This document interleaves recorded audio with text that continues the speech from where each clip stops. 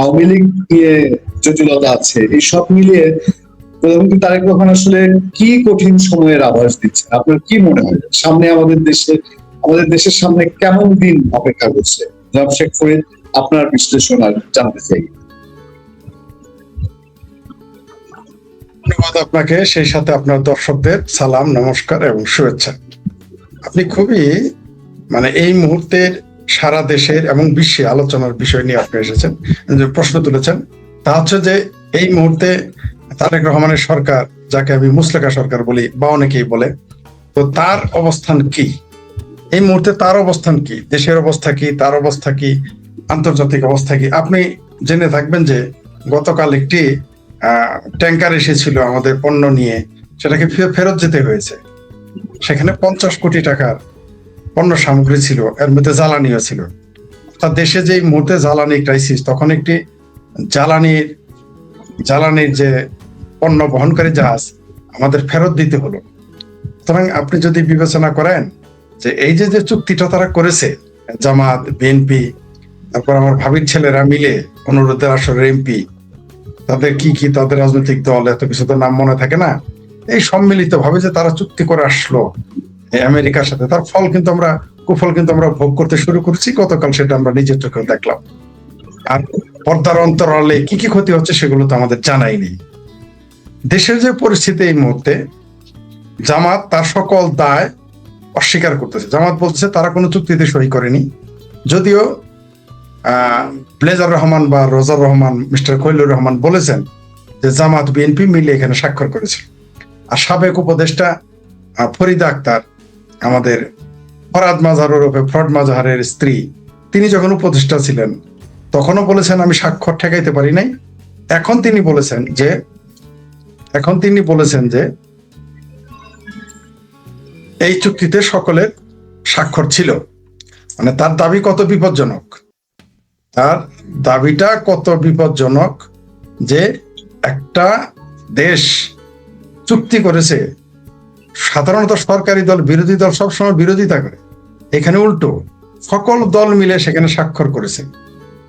তার মানে বাংলাদেশে এই চুক্তির ব্যাপারে কেউ বিরোধী দলে নেই। তো এই অবস্থায় দেশ কোন দিকে যাবে?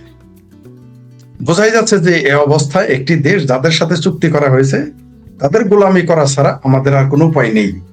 কারণ যারা বিরোধিতা করবে বিরোধী দল, তারাও সেই চুক্তিতে স্বাক্ষর করেছে। এমনকি যারা স্বতন্ত্র প্রার্থী, তারাও এই চুক্তিতে স্বাক্ষর করেছে। সুতরাং কারণ রবিন ফারহানা তো যখন তিনি ইলেকশন করেন, তার ইলেকশনের আগেই তো চুক্তি হয়েছে, তখন তিনি বিএনপি করতেন। তাহলে আমরা কি ধরে নিব যে তিনিও সেই চুক্তিতে স্বাক্ষর করেছিলেন, যদিও তিনি স্বতন্ত্র? তার মানে সবাই এখানে স্বাক্ষর করেছে। তো এটা আমার দেশের জন্য ভালো ফল বয়ে আনবে না। পাশাপাশি যেভাবে বিরোধিতা করা হচ্ছে, বিরোধিতাটা আসলে এটা খুব একটা শক্তিশালী বিরোধিতা শক্তিশালী বা শক্তি দিয়ে তারা কোনো বিরোধিতা এখানে করবে না, কারণ এরা নিজেরাই। আমরা দেখেছি এখানকার সারা পৃথিবীতে থাকে হলো সরকারি দল, বিরোধী দল এবং স্বতন্ত্র সংসদে থাকে, কিন্তু আমরা এই প্রথম পৃথিবীতে দেখলাম যে এখানে সরকারি দলও যারা, বিরোধী দলেও তারা, স্বতন্ত্রও তারা, কারণ তারা আদর্শগতভাবে তারা এক এবং অভিন্ন। তারপরে কিছু পাওয়া না পাওয়া নিয়ে তাদের মধ্যে বিরোধিতা দেখা যায়। প্রথমে জামাত বিরোধিতা করে বিএনপির কিছু করতে পারবে খুব একটা মনে হয় না, যদিও বিএনপির সেই ট্রফি এমপি নাকি কি যেন বলে তাকে, তিনি নিজেকে আগে ট্রফি বলতেন। যাই সেই ট্রফি এমপি আবার বলেছে 3 দিনেই নাকি বিএনপি কে ক্ষমতা থেকে ফেলে দিতে পারে। তারা বলেছে, পারবে কিনা তারা মাঠে নামলে আমরা জানতে পারবো, দেখতে পারবো। কিন্তু বিএনপির যে সাংগঠনিক ক্ষমতা, জামাতের যে সাংগঠনিক ক্ষমতা, অনেকে এখন মনে করে জামাত অনেক শক্তিশালী, কেউ মনে করে। আমার সহালোচক অনেকেই দেখি সেটাও একমত পোষণ করে, অনেক উপস্থাপক সেটাই বলে জামাত নাকি শক্তিশালী। কিন্তু আমি বড় বলে এসেছি, আবারও বলি, বিএনপি যদি কখনো জামাতকে তালাক দেয়, 1 তালাক, 2 তালাক, 3 তালাক, যেমন তেমন, যদি 5 তালাক দিয়ে বসে, বাংলাদেশে জামাতের অস্তিত্ব থাকবে না। এই যে সবসময় মৌলবাদ প্রতিষ্ঠিত হওয়ার ব্যাপারে, মৌলবাদ ছড়িয়ে যাওয়ার ব্যাপারে সর্বদাই আওয়ামী লীগকে দোষ দেওয়া হয়। আওয়ামী লীগ হয়তো কিছুটা দোষী, কিন্তু এই বাংলাদেশে মৌলবাদী রাজনীতির আস্কারা পৃষ্ঠপোষকতা দিয়েছে বিএনপি কালকে যদি মৌলবাদী রাজনীতিকে চ্যালেঞ্জ করে বসে, বাংলাদেশে মৌলবাদী রাজনীতি বলতে কিছুই থাকে, এটা অনেকে বলতে লজ্জা পায় বা বলে না ইচ্ছাকৃত ভাবে, যাই হোক সেটা তাদের ব্যাপার। কিন্তু আমি যেটা বললাম সেটাই সত্য, আমিও তো বাংলাদেশের নাগরিক, আমারও তো একটা জাজমেন্ট আছে, আমারও তো আমারও তো আমারও তো একটা বিচার আছে এই দেশ সম্পর্কে, এই দেশের রাজনীতি সম্পর্কে। আমারও তো কিছু রায় আছে, আমি তো চিনি জানি এই দেশের রাজনীতি তো আমার পরিচিত, আমি তো মঙ্গল গ্রহ থেকে আসিনি, আমার তো একটা বিচার আছে। তো এইখানে মৌলবাদ সকল, আজকে রুমিন ফারানাও সেটা বলেছেন তার সাক্ষাৎকারে, যে যে এই বাংলাদেশে মৌলবাদ প্রতিষ্ঠিত হয়েছে রাজনৈতিক দলের আস্কারাতে, যদিও একসময় রুমিন ফারানাও মৌলবাদীদের আস্কারা দিতেন, কিন্তু এটাই সত্য, বাংলাদেশের সকল রাজনৈতিক দল এই দেশের মৌলবাদীদের আস্কারা দিয়েছে। তাই যেদিন মৌলবাদীদের আস্কারা দেওয়া বন্ধ করে দিবে বাংলাদেশের গণতন্ত্রে বিশ্বাস করা রাজনৈতিক দলগুলো, তখন এই মৌলবাদীরা তারা টিকতে পারবে না, যতই তাদের ব্যাংক থাকুক, যতই তাদের ক্ষমতাবান মনে হোক। আসলে বাংলাদেশের মুসলিম মৌলবাদীদের আসল জায়গা হচ্ছে বিএনপি। ফাইনালি বিএনপি তাদের হচ্ছে প্ল্যাটফর্ম।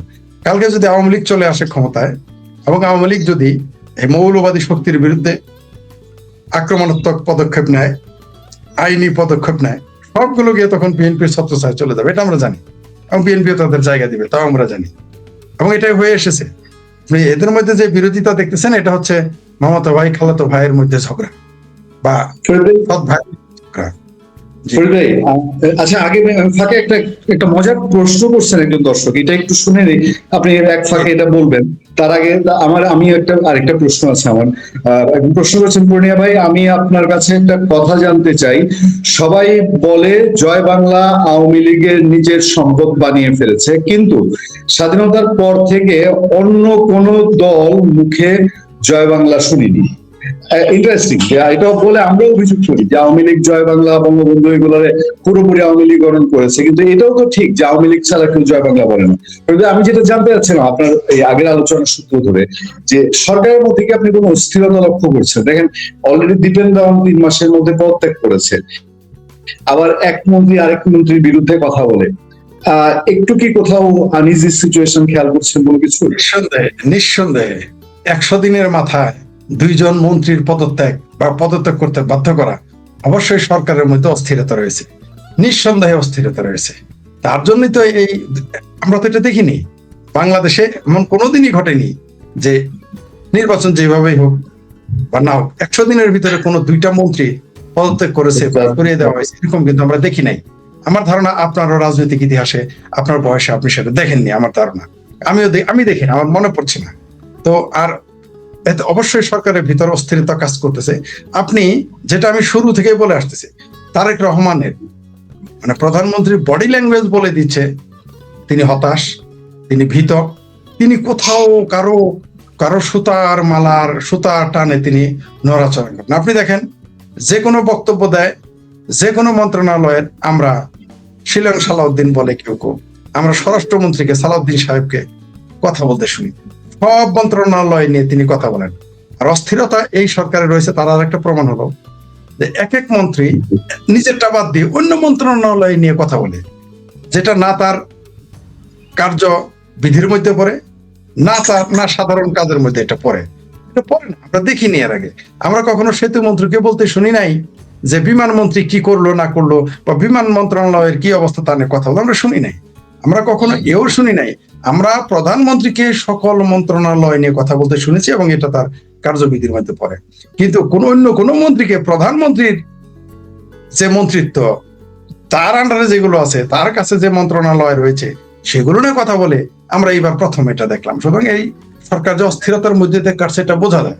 আমরা দেখেছি যে স্বয়ং প্রধানমন্ত্রীর কথার ভিতরে অস্থিরতা কাজ করে, কথার ভিতরে আপনার স্ববিরোধী অনেক বক্তব্য চলে এসেছে। আপনি দেখেন, অস্থিরতা যদি কাজ না করতো, বনলতা এক্সপ্রেস তিনি পরিবার নিয়ে দেখলেন, এটা যদি ধর্মবিরোধী হতো তখন তো আমরা কথা বলতে শুনি নাই।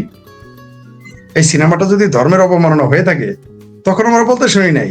সেই প্রধানমন্ত্রী আবার 7 গাড়ি পুলিশ পাঠিয়ে ব্রাহ্মণবাড়িয়ায় সেই সিনেমা প্রদর্শন বন্ধ করে দিলেন। অস্থিরতা অবশ্যই বিরাজ করতেছে, নিঃসন্দেহে বিরাজ করতেছে। আর শিক্ষা, শিল্প, সাহিত্য, বিজ্ঞানে ধর্মবিরোধিতা হবেই, আপনি ধর্ম অবমাননা হবে। এখন আপনি যদি বলেন আমি পানি চক্র পড়াইতে দিব না, কারণ ইসলাম ধর্মের দৃষ্টিতে একজন ফেরেশতা বৃষ্টি দেয়, আর কিছু বলা যাবে না। সনাতন ধর্মের বৈদিক দর্শনের দৃষ্টিতে বরুণ হচ্ছে বৃষ্টির দেবতা, আর কিছু বলা যাবে না। এখন আপনি বিজ্ঞান পড়ান, সেখানে পানি চক্র পড়ান, এখন তো তাহলে হিন্দু ধর্মের অনুসারে, ইসলাম ধর্মের অনুসারে তো বিজ্ঞান বই বন্ধ করে দিতে হবে। বলতে পারেন এটা ধর্ম অবমাননা। ধর্ম অবমাননা, ধর্মীয় অনুভূতিতে আঘাত, এগুলো হচ্ছে বায়বীয় বিষয়।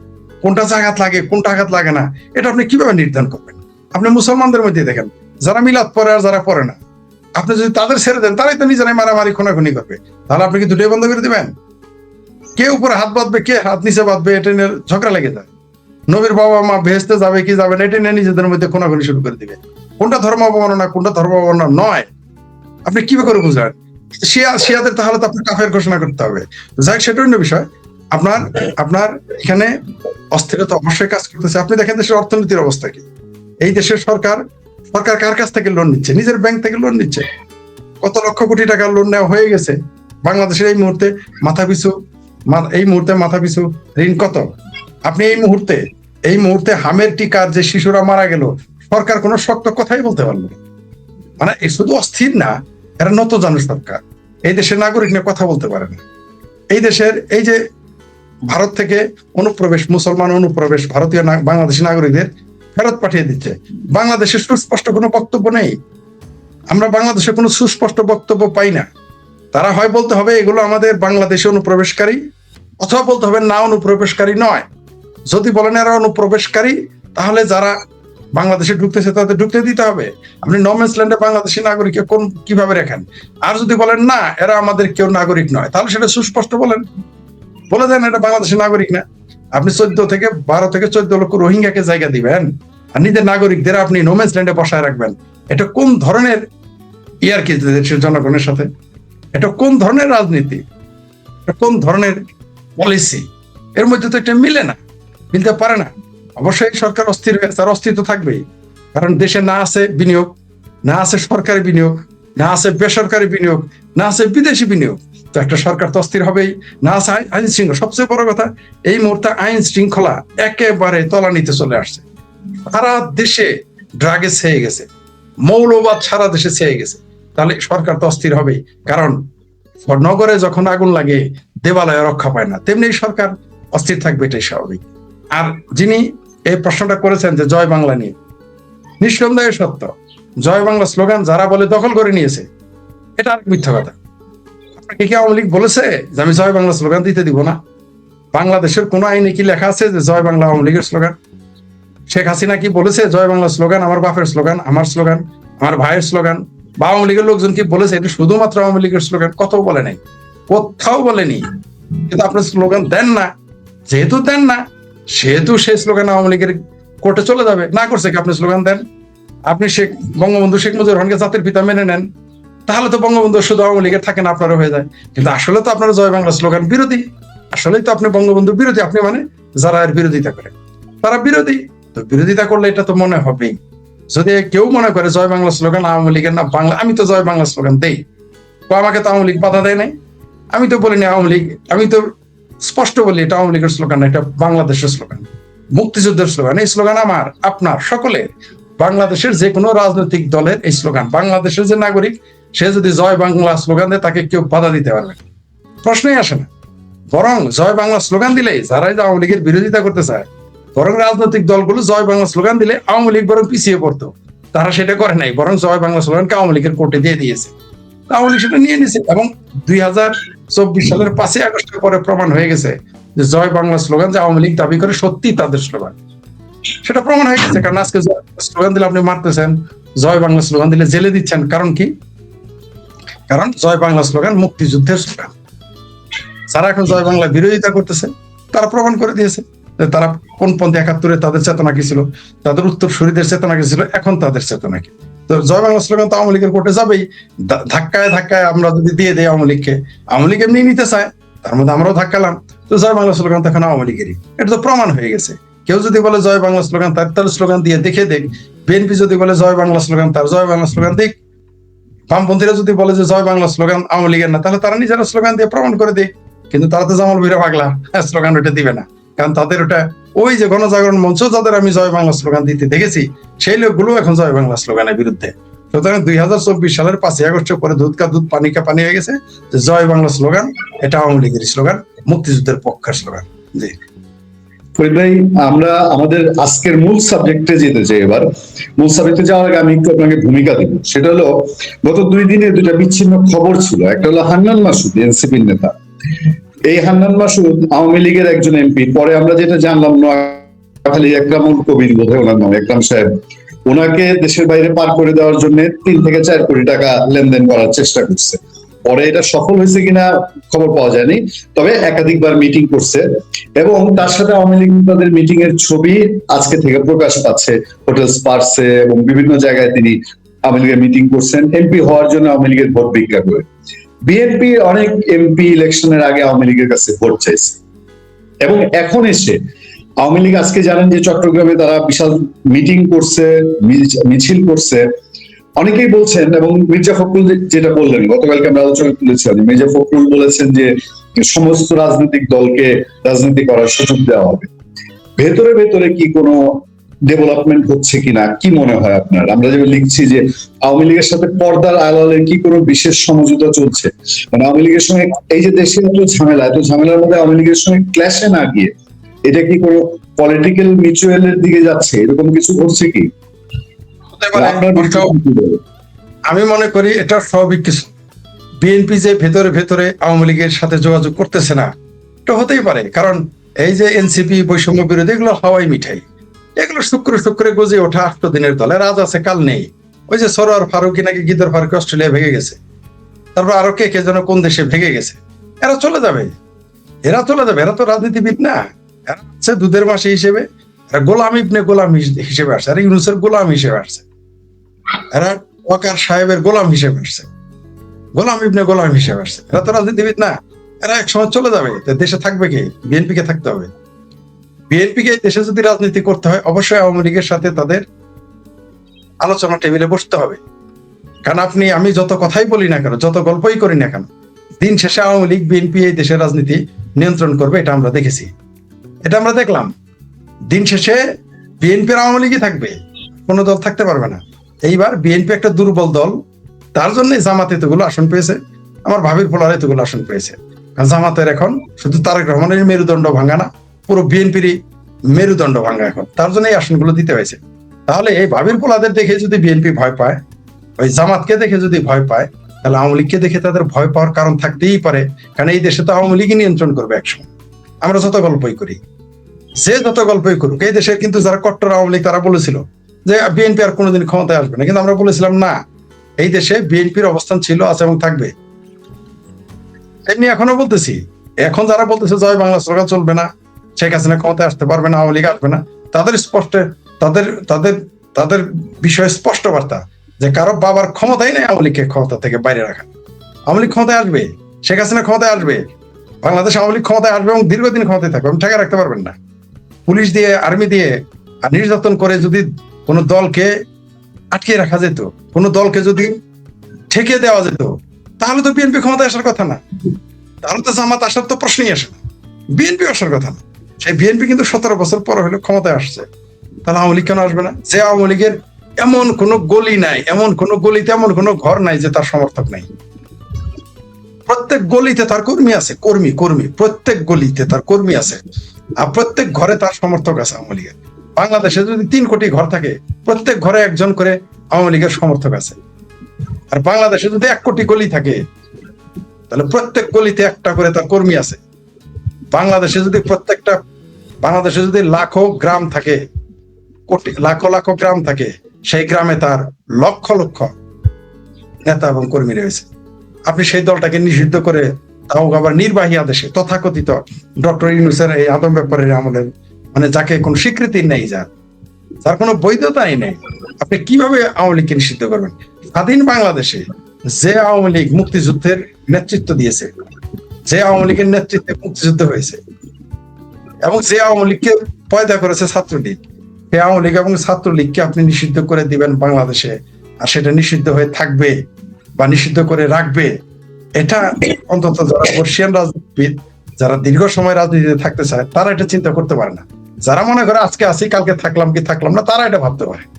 তো এই জন্য বিএনপি কে তো অবশ্যই তাদের ছাড় দেওয়ার কথা বলতে হতে পারে, যদিও বিএনপি ছাড় দিচ্ছে না। আমরা ওটা মির্জা ফখরুল সাহেবের ওই বক্তব্য, আমরা এগুলা নির্বাচনের আগের দিন তারেক রহমানের বয়ান শুনেছি, ওইরকম মিষ্টি কথা শুনেছি। তিনি বলেছিলেন এই দেশে সব দলের মানুষ থাকবে, সব ধর্মের মানুষ থাকবে, ভিন্ন মত থাকবে, এমন কেউ বলেছেন বিশ্বাসী অবিশ্বাসী থাকবে, নাস্তিকদের পক্ষে বলেছেন। কিন্তু ক্ষমতায় আসার পর তিনি তার কথা রাখেন, এগুলো মিষ্টি কথা। তো মির্জা ফখরুল সাহেব কি বলেছেন, এই কথার গুরুত্ব কতটুকু আমি জানি না, কিন্তু তিনি ঠেকিয়ে রাখতে চাইলেও আওয়ামী লীগকে ঠেকিয়ে রাখা যাবে না।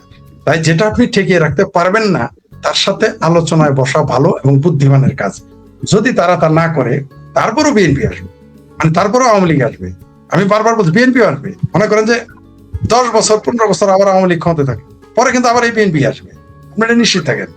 এই বিএনপি আবার আসবে, আসবেই। তেমনি এই আওয়ামী লীগও আবার আসবেই, ঘুরে ফিরে এরাই আসবে। বাংলাদেশের মানুষ যদি আপনি মনে করেন জামাতকে এই দেশের মানুষ মেনে নেবে না, বহুত গবেষণা হয়েছে এই বাংলাদেশে। জামাতকে নিয়ে বহুত গবেষণা হয়েছে, ইউনুসকে নিয়ে বহুত গবেষণা হয়েছে। 18 মাস ইউনুসকে রেখে গবেষণা করা হয়েছে আদতে জামাতকে ক্ষমতায় বসানোর জন্য। কিন্তু জানে যে এই দেশে জামাতকে ক্ষমতায় বসাইলে 1 সপ্তাহ টিকবে না, এই দেশের মানুষ যুদ্ধ ঘোষণা করবে, এই দেশের মানুষ মেনেই নিবে না। আমি তো ঘোষণা আগেই করে রেখেছিলাম যে জামাত যদি ক্ষমতায় আসে তাহলে জামাত যেদিন সরকার ঘোষণা করবো ওই দিন থেকে আমি এই সরকারের বিরুদ্ধে যুদ্ধ ঘোষণা করবো বলে দিয়েছিলাম। যে এরকম আমি যদি শেখ ফরিদ আওয়ামী লীগ না করে এটা বলি, তাহলে আওয়ামী লীগ যারা করে তারা বসে থাকবে, তারা যুদ্ধ ঘোষণা করবে না? যারা ছাত্রলীগ করে তারা যুদ্ধ ঘোষণা করবে না? যারা মুক্তিযুদ্ধের পক্ষে তারা যুদ্ধ ঘোষণা করবে না? অবশ্যই করবে। তো এই দেশে বিএনপি যেহেতু রাজনীতি তাদের করতে হবে আগামীতে, অবশ্যই আওয়ামী লীগকে তাদের স্পেস দিতে হবে। দেবে কিনা আমি জানি না, স্পেস দিতে হবে। আর যদি না দেয় আওয়ামী লীগ স্পেস নিবেই, আজ হোক কাল হোক। স্পেস দিলে সহজে আসবে, স্পেস না দিলে তারা আরো ভয়ঙ্কর রূপে ফেলবে। আপনি যখন একটা বাঁধ কেটে দিবেন পানিটা তার সহজ গতিতে আসবে, নদীর পানি। যখন আপনি বাঁধটা শক্ত করে বাঁধার চেষ্টা করবেন তখন সে সবকিছু ভেঙে নিয়ে তলিয়ে ডুবিয়ে ভাসিয়ে দেবে। আওয়ামী লীগ তখন সেভাবে আসবে, বন্যার মতো আসবে, শৈলাবের মতো আসবে। কিন্তু আপনি যদি তাকে সহজভাবে আসতে দেন সেটা হয়তো বন্যা হবে না, সাধারণ পানির স্রোতের মতো, বৃষ্টির স্রোতের মতো আপনার জন্য বিপদ হবে না। কিন্তু যদি এই আওয়ামী লীগকে তারা বাধা দেয়, অবশ্যই আওয়ামী লীগ বন্যা, শৈলাব, ভূমিকম্পের মতো তারা চলে আসবে, ঠেকে রাখতে পারবেন না। জি, একটা তির্যক প্রশ্ন আছে, এই প্রশ্নটা আপনার সামনে একটু তুলতে চাই।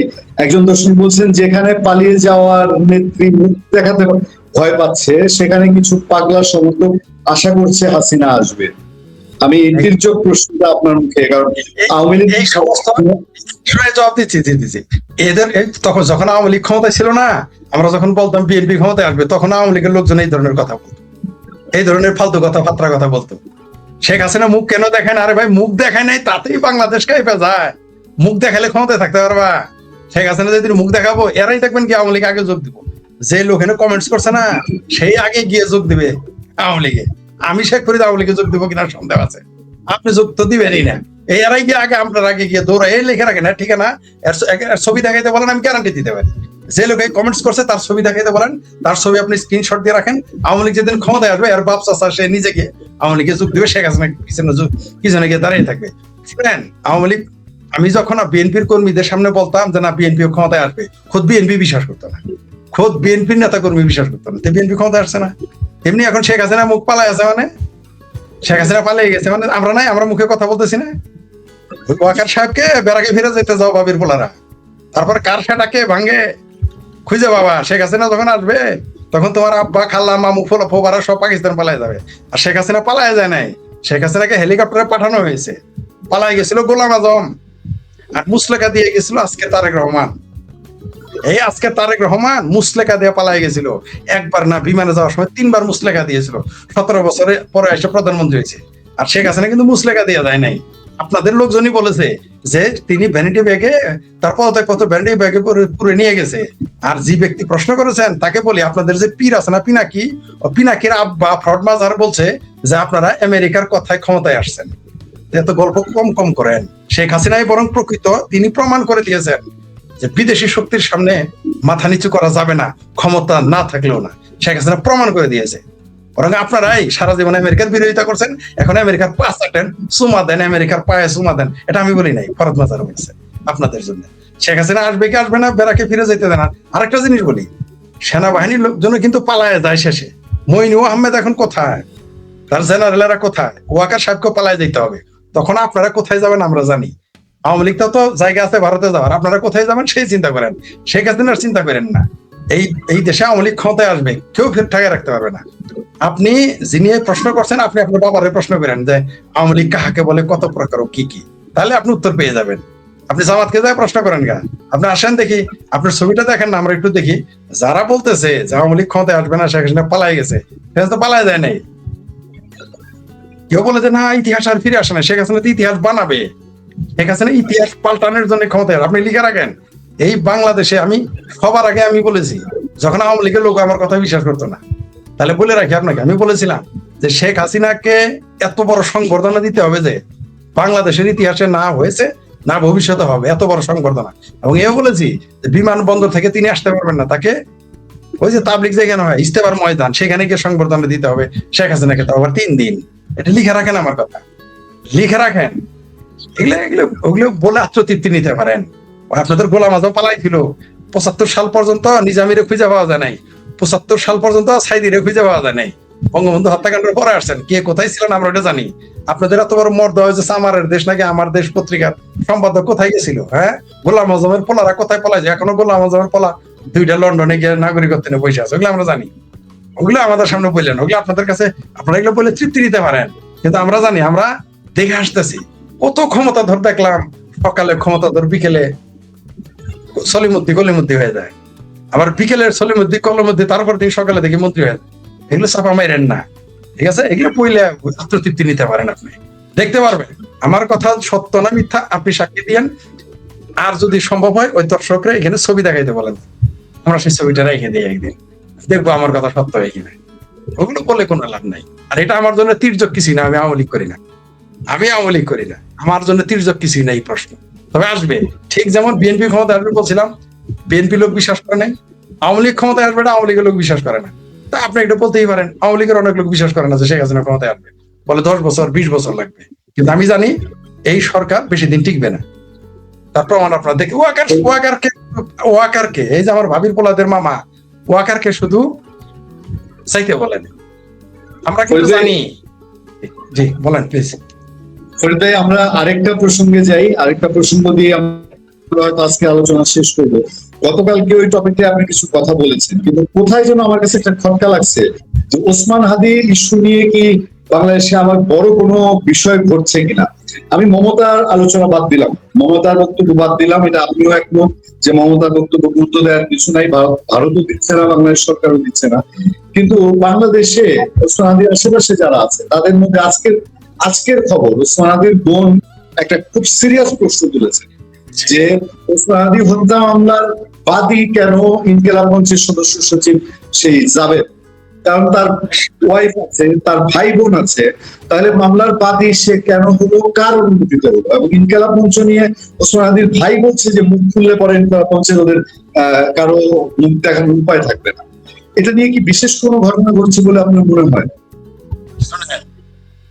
এই তথাকথিত জুলাই বিপ্লবী, তথাকথিত জুলাই সন্ত্রাসী ওসমান হাদি, তাকে যখন হত্যা করা হয় তখনই আমরা বলেছি এটা হচ্ছে স্যাবোটাস। আবু সাইদও কিন্তু একটা স্যাবোটাস, এটা নিজেরাই ঘটনা ঘটিয়েছে। আপনি পোস্টমর্টম কেন দিবেন না? এই আধুনিক যুগে আবু সাইদের পোস্টমর্টম করতে দেনাই এই জাবেরেরা, আবু সাইদের পোস্টমর্টম করতে দেনাই এই তথাকথিত জুলাই মঞ্চ, আবু সাইদের লাশের ময়নাতদন্ত করতে দেয় নাই এই তথাকথিত বৈষম্য বিরোধী, তথাকথিত কি ন্যাশনাল কটকড়ির পার্টি নাকি ন্যাশনাল চিলড্রেন পার্টি, তারা করতে দেয় না। কেন দিবেন না আপনি? পোস্টমর্টম না করতে দেওয়াটাও একটা অপরাধ। তার মানে এখানে দাল মে কুচ কালা হায়, আমরা তখনই বলেছি। আর ওসমান হাদি, যাকে তালিবর্ষ ও অন্তঃস্থকারা হাদি বলে, আমরা বলি না, তারাই বলে, যিনি এই নারীর প্রাইভেট পার্টস শব্দ উচ্চারণ করে বিখ্যাত হয়ে গেছেন। জামাত আবার একটা জিনিস পারে, মানে আপনি যত জঘন্যই হন, আপনাকে তারা সুপারস্টার বানায় দিতে পারে। এটা আবার সুপারস্টার বানানোর কারখানা, এটা তারা পারে। এরকম একটা বিশ্রী শব্দ যে উচ্চারণ করে, তারাই দেশের মানুষ জাতীয় সিম্বল মনে করে, জাতীয় নেতা মনে করে, তার কবর হয় আবার জাতীয় কবি নজরুল ইসলামের পাশে। লজ্জা থাকা উচিত এই দেশের মানুষের। যাই হোক, সেটা অন্য প্রসঙ্গ। প্রথম প্রশ্ন হচ্ছে যে এই ওসমান হাদি, যার নামটা আবার ফাঁকিবাজি, ওইখানেও একটা, তার নাম ওসমান হাদি। এই তথাকথিত বিপ্লবী, জুলাই বিপ্লবী ওসমান হাদি যখন মারা গেল, তার বোন তো সেই হাসপাতালেই ছিল। পুলিশ সেখানে গিয়ে তার বোনের কাছে কেন গেল না? আমি মারা গেলে আমার সন্তান, আমার পরিবার, আমার স্ত্রী, আমার ভাই বোন, আমার আত্মীয় স্বজন, না থাকলে আমার কাজিন, তারা বাদী হবে। অন্যজন কেন বাদী হলো? তালমে কুস্ত কালা হায়, জাবেরের হত্যা করে, এটা তো আভ্যন্তরীণ কোন্দল। হয় সাদাবাজি নিয়ে আভ্যন্তরীণ কোন্দল, অথবা পরিকল্পিত ভাবে হাদিকে হত্যা করেছে জামাত। হাদির ভাই তো দাবি করেছে যে জামাতের পিএস এর সাথে জড়িত, এটা আমার কথা না। আবার ওই তথাকথিত কি ইনকালাব নাকি পাকি লাভ মঞ্চ নাকি পাকিস্তান লাভ মঞ্চ আছে, তারা বলেছে হাদির ভাই জড়িত, মানে তাদের সাক্ষীতে তারাই জড়িত। আবার এরা সবাই মিলে বলতেছে আবার আওয়ামী লীগ জড়িত। এগুলো তো ফাত্রামি, বদমাইশি, এতে প্রত্যেকটা কথায় স্ববিরোধী। সর্বশেষ হাটে হাড়ি ভেঙে দিয়েছে এই তথাকথিত জুলাই সন্ত্রাসী, জুলাই বিপ্লবী ওসমান হাদির বোন। সে বলেছে তারা থাকতে কেন সে জাবের বাদী হবে? জাবেরকে গ্রেপ্তার করেন, জাবেরকে অ্যারেস্ট করেন, তাহলে দুধ কা দুধ পানি কা পানি হয়ে যাবে। জামাতের সেক্রেটারিকে ধরেন, যার ভাই মারা গেছে সে নিজে বলতেছে যে জামাতের সেক্রেটারি জড়িত। তাকে গ্রেপ্তার না করে একবার ভারতের দোষেন, একবার আওয়ামী লীগ দোষেন, একবার রয়ের দোষেন। এটা তো ফাত্রামি, বদমাইশি, ভণ্ডামি, নিজের দোষ অন্যের কাছে চাপিয়ে দেওয়া। এটা তো ঠিকই বলেছে। তো এটা নিয়ে নতুন আলোর কিছুই হবে না। ওসমান হাদির একটু চেঁচামেচি হচ্ছে, এই 10-12 দিন পরে এটা আবার এরাই দমিয়ে রাখবে। কারণ এই হাদির বোন একেবারে এই মামলার হাদি মেরে দিছে, সোজা কথা বলে দিলাম। কারণ সে বলেছে এই মামলার বাদী আর বোন না হয় কেন তারা? আপনি বলেন যে যদি কেউ না থাকতো, এত মামলা হয়, পুলিশ বলে আমরা তো বাদী পাই নাই তাই মামলা নেই না। সেখানে বাদীর ভাই জীবিত, বোন জীবিত, আপনি তাকে বাদী বানাইলেন না। বাদী বানালেন কোথাকার কোন জাবেরকে গ্রেপ্তার করেন, তাহলে আসল তথ্য বের হয়ে যাবে। তবে এটা এখন ঠান্ডা হয়ে যাবে, কারণ হাদির বোন আর হাদির ভাই যে কথা বলছে এটা এমনি ঠান্ডা হয়ে যাবে, এটা হালে পানি পাবে না। এর যে বাটপারি মানুষ বুঝে ফেলেছে যে হাদি হত্যা যে একটা ষড়যন্ত্র, এটা মানুষ এখন বুঝে ফেলেছে। সবার কাছে এটা দিনের আলোর মতো পরিষ্কার এবং এটা হাস্যকর একই সাথে। জি।